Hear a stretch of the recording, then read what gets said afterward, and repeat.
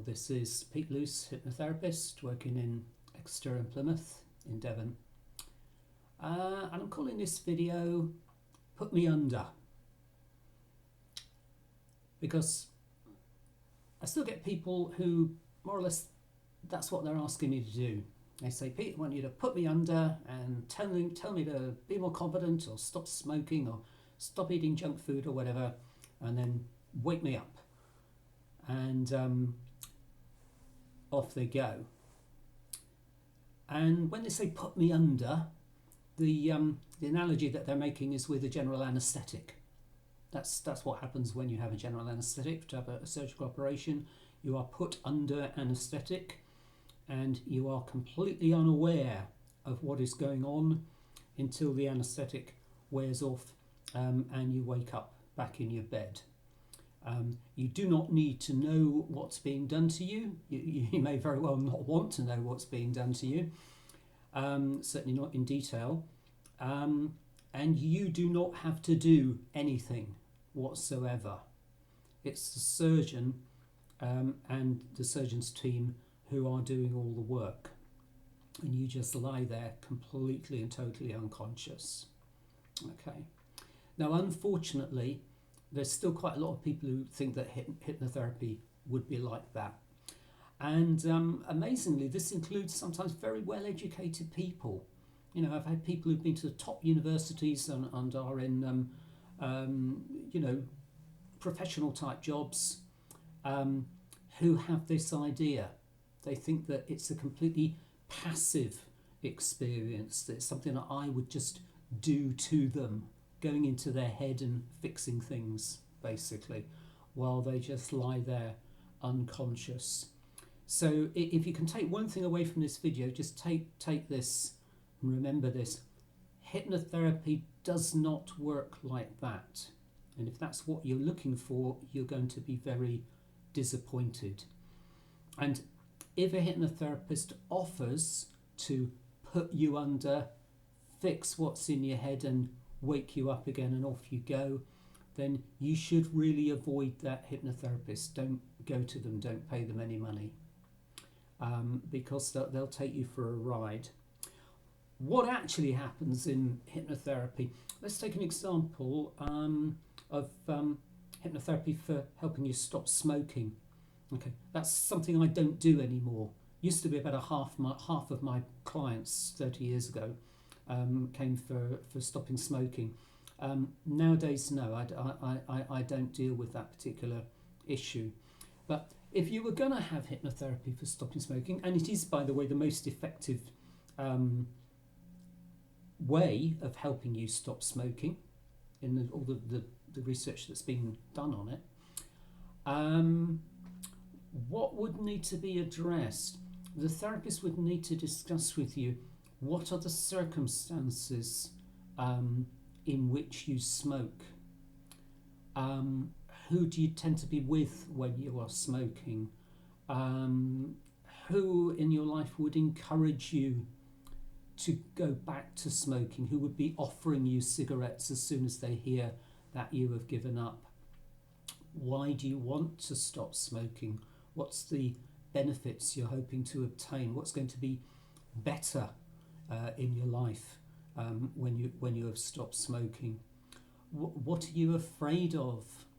What do you fear that you might miss if you quit smoking? What is smoking doing for you? Okay, because whatever you think it's doing for you, you need to replace that. Yeah, if you think that smoking helps you to relax, then you're going to need a different way of relaxing.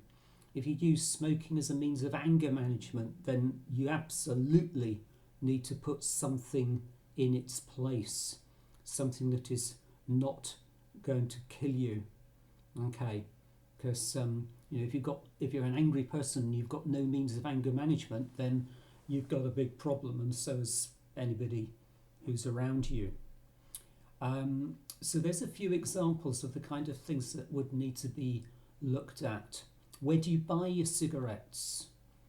When do you buy them? How many cigarettes have you still got in your house or even in your pocket right now? You know, you wouldn't believe how many people come to see a therapist for stopping smoking and they've got a packet of fags in their pocket. Now, why is that? If they seriously intend to stop smoking, yeah, you know, there's a crime called going equipped, or the police call it going equipped. It means going equipped for burglary. Okay, and I believe you can actually be done for going equipped, even though you haven't actually done the burglary yet. But you've got a jemmy in your pocket, and you're heading in the direction of some houses where you think there might be something valuable. So you're going equipped. Now, if you've got a packet of fags in your pocket, you are going equipped for smoking. Why else would you have them? I don't carry a packet of fags in my pocket. Nor do most people, because most people don't smoke. So we got no need for them. Okay, so these are the sort of things that you need to think about. And you know, if a person has got a packet of fags in their pocket, they are almost certainly they are not really going to stop smoking. Okay, really. If they're not prepared to get rid of the stash of cigarettes that they've got at home, again, why are they not prepared to get rid of them? Because they know they're going to smoke them, that's why. Okay. So these are the sort of things that a therapist would need to discuss with somebody who wanted to stop smoking. And they would need to be addressing each of these issues, not just through hypnotic suggestion whilst the client is in trance, but also in discussing with the client and agreeing with the client a plan. Okay, it's no good just deciding for the therapist to just decide for himself or herself what the client ought to do. You've got to look at what is the client prepared to do. You know, supposing the client's got people in his life who are going to be pushing cigarettes at him as soon as they hear that he's trying to stop smoking. Now, if the therapist said, "Well, you could just stop seeing those people," maybe they're the client's family, maybe they're his best friends.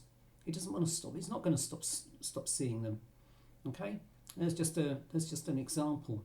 What if people tend to smoke when they're drinking? It's no good just saying, "Oh, then you've got to quit drinking as well." The client hasn't come to you to stop drinking. They've come to stop smoking. Okay, it's smoking that's going to kill them. Drinking doesn't kill most people unless they're, you know, very, very bad alcoholics.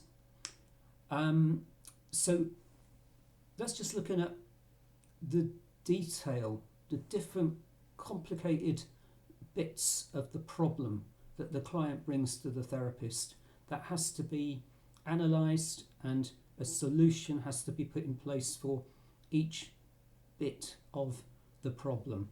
And that's why it's never going to work, or it's rarely going to work to just hypnotise the client, tell them things, and then bring them back out of trance. So what this means is that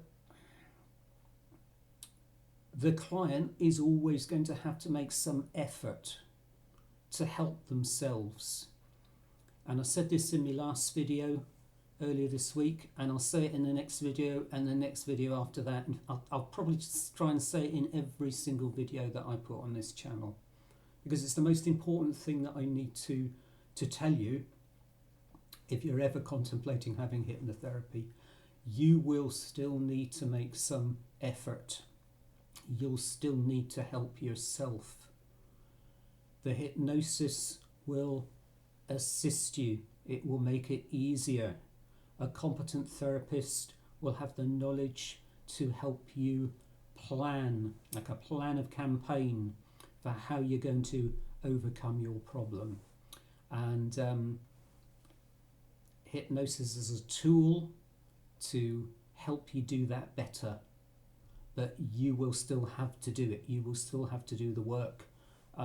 You won't get better just by sitting there with your eyes closed while someone talks to you.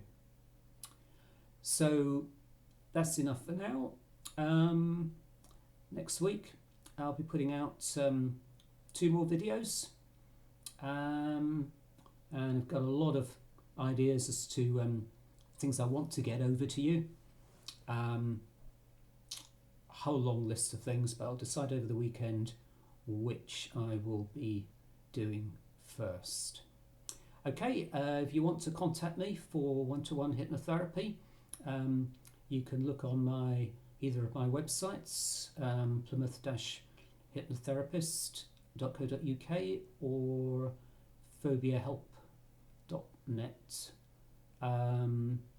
and you can contact me through those websites.